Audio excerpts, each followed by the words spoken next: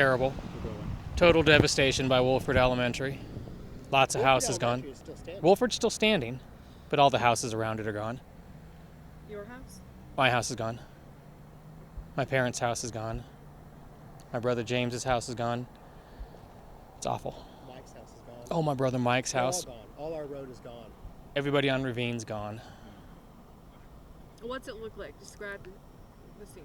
Dark, black, the ground's burned, charred. Pieces everywhere. Cars just flattened. Cars on the road to and from there. It's awful. Yeah, what's the smell? I've never seen it. Smells horrible. It's just awful. Did you ever see this coming? I've never thought this was going to happen out here in Black Forest. Nope. What's next? I don't know. Don't even know where to start. Take us to that moment when you had to leave. What was going through your mind? What were you doing?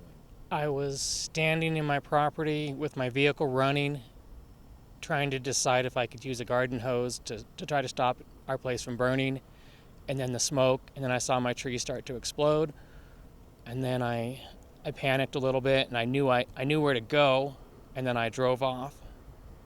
I didn't know what to do. Was it just a mad rush out of the area? Mad rush. My neighbors. I was passing all my neighbors. They were throwing things out of their house as quick as they could.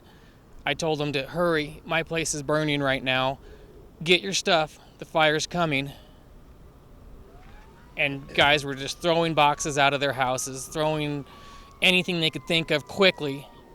And the fire was at my house. And then I knew it was over.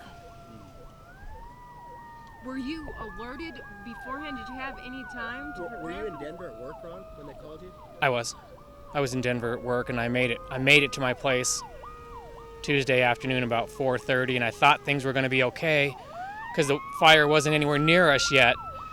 And then I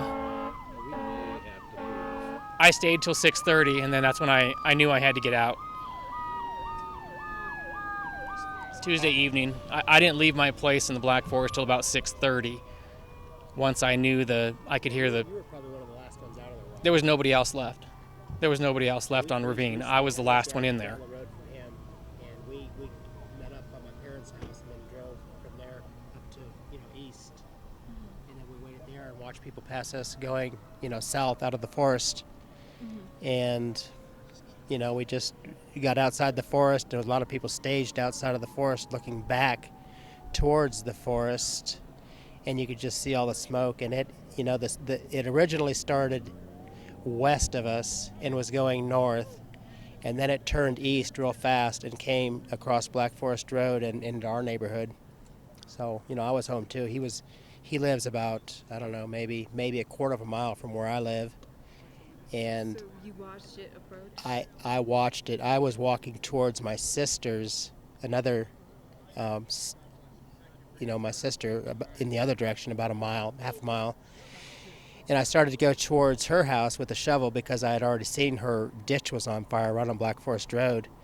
So I went home and I staged my truck in the field and started walking towards hers. Well, by the time I got probably, I don't know, maybe 400 yards from my home towards hers, I couldn't go any more towards her, and I turned around, and by the time I turned around, my place had just become, I watched my porch starting on fire, and there was no way even getting back to my vehicle, to my home.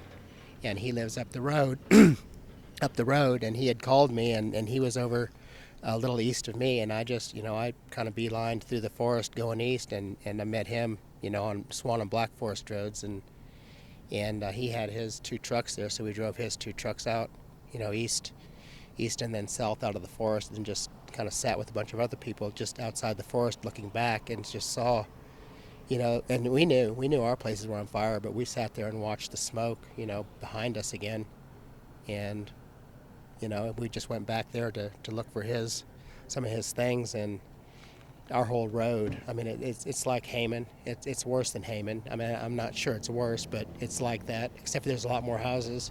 The houses are a lot closer than they were, so it's pretty bad. And it's been so thick and so long without having had a fire that, it was probably probably, I suppose, in time. So you lost. I lost everything. I watched, my barn, my home, my shop, absolutely everything. I left. I left without even my vehicle. He was waiting near to my parents with his vehicles, and I was really kind of lucky even to get there. So I left with what I had on. How does that feel to lose everything? It's really kind of strange, and it probably hasn't fully. I mean, I just drove by my place, and there's absolutely nothing there. I mean, nothing salvageable.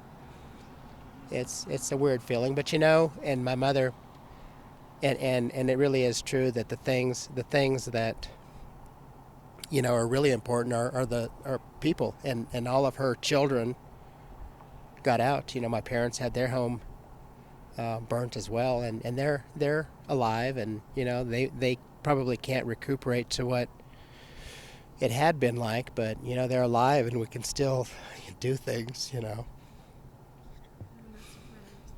so tied to the Black Forest. I just looked at my place, and I don't even think I want to go back. Yeah, you want to go back, Ron. I mean, that's home to us. We don't want to not go back. I mean, it may take a while, and we may live in town for a while, but ultimately, I want to be home. I mean, it's home to me, and I don't foresee me not being there. I don't know how soon I will be there. As soon as possible, I'm sure, but to what degree, I don't know. Well, thank you. Yeah, Thank you. you guys are awesome.